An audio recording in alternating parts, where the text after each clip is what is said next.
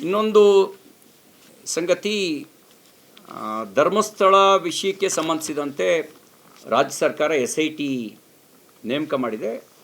ಅದನ್ನು ನಾವು ಸ್ವಾಗತಿಸ್ತೀವಿ. ತನಿಖೆ ಪ್ರಾಮಾಣಿಕವಾಗಿ ಪಾರದರ್ಶಕವಾಗಿ ನಡೀಲಿ. ತಪ್ಪು ಯಾರೇ ಮಾಡಿದರೂ ತಪ್ಪಿಗೆ ಶಿಕ್ಷೆ ಆಗಲಿ.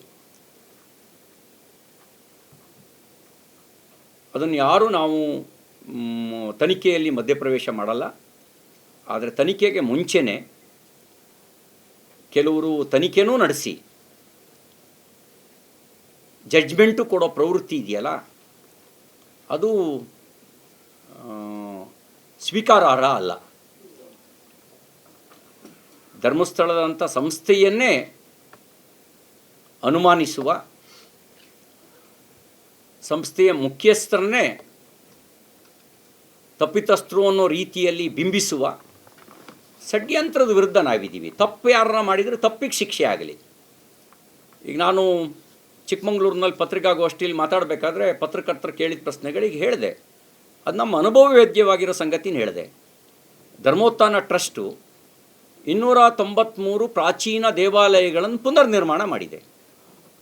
ಅದರಲ್ಲಿ ನನ್ನ ಕ್ಷೇತ್ರದ ಅಂಬಳೆ, ಕಳಸಾಪುರ, ಆಮೇಲೆ ಕಡೆಕಾಲುವೆ ದೇವಾಲಯ, 3 ದೇವಾಲಯವೂ ಸೇರಿದಂತೆ ನನ್ನೂರಿನ ಚೋಳರ ಕಾಲದ ಸುಗ್ಗಿಕಲ್ಲನ್ನು ಇನ್ನೊಂದು ಸಂಗತಿ, ಧರ್ಮಸ್ಥಳ ವಿಷಯಕ್ಕೆ ಸಂಬಂಧಿಸಿದಂತೆ ರಾಜ್ಯ ಸರ್ಕಾರ SIT ನೇಮಕ ಮಾಡಿದೆ. ಅದನ್ನು ನಾವು ಸ್ವಾಗತಿಸ್ತೀವಿ. ತನಿಖೆ ಪ್ರಾಮಾಣಿಕವಾಗಿ ಪಾರದರ್ಶಕವಾಗಿ ನಡೀಲಿ. ತಪ್ಪು ಯಾರೇ ಮಾಡಿದರೂ ತಪ್ಪಿಗೆ ಶಿಕ್ಷೆ ಆಗಲಿ.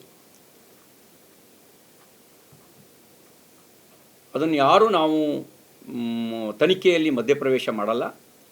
ಆದರೆ ತನಿಖೆಗೆ ಮುಂಚೆನೇ ಕೆಲವರು ತನಿಖೆನೂ ನಡೆಸಿ ಜಡ್ಜ್ಮೆಂಟು ಕೊಡೋ ಪ್ರವೃತ್ತಿ ಇದೆಯಲ್ಲ, ಅದು ಸ್ವೀಕಾರಾರ್ಹ ಅಲ್ಲ. ಧರ್ಮಸ್ಥಳದಂಥ ಸಂಸ್ಥೆಯನ್ನೇ ಅನುಮಾನಿಸುವ, ಸಂಸ್ಥೆಯ ಮುಖ್ಯಸ್ಥರನ್ನೇ ತಪ್ಪಿತಸ್ಥರು ಅನ್ನೋ ರೀತಿಯಲ್ಲಿ ಬಿಂಬಿಸುವ ಷಡ್ಯಂತ್ರದ ವಿರುದ್ಧ ನಾವಿದ್ದೀವಿ. ತಪ್ಪು ಯಾರನ್ನ ಮಾಡಿದರೆ ತಪ್ಪಿಗೆ ಶಿಕ್ಷೆ ಆಗಲಿ. ಈಗ ನಾನು ಚಿಕ್ಕಮಂಗ್ಳೂರಿನಲ್ಲಿ ಪತ್ರಿಕಾಗೋಷ್ಠಿಯಲ್ಲಿ ಮಾತಾಡಬೇಕಾದ್ರೆ ಪತ್ರಕರ್ತರು ಕೇಳಿದ ಪ್ರಶ್ನೆಗಳಿಗೆ ಹೇಳಿದೆ. ಅದು ನಮ್ಮ ಅನುಭವವೇದ್ಯವಾಗಿರೋ ಸಂಗತಿನ ಹೇಳಿದೆ. ಧರ್ಮೋತ್ಥಾನ ಟ್ರಸ್ಟು 293 ಪ್ರಾಚೀನ ದೇವಾಲಯಗಳನ್ನು ಪುನರ್ನಿರ್ಮಾಣ ಮಾಡಿದೆ. ಅದರಲ್ಲಿ ನನ್ನ ಕ್ಷೇತ್ರದ ಅಂಬಳೆ, ಕಳಸಾಪುರ, ಆಮೇಲೆ ಕಡೆಕಾಲುವೆ ದೇವಾಲಯ, 3 ದೇವಾಲಯವೂ ಸೇರಿದಂತೆ ನನ್ನೂರಿನ ಚೋಳರ ಕಾಲದ ಸುಗ್ಗಿಕಲ್ಲನ್ನು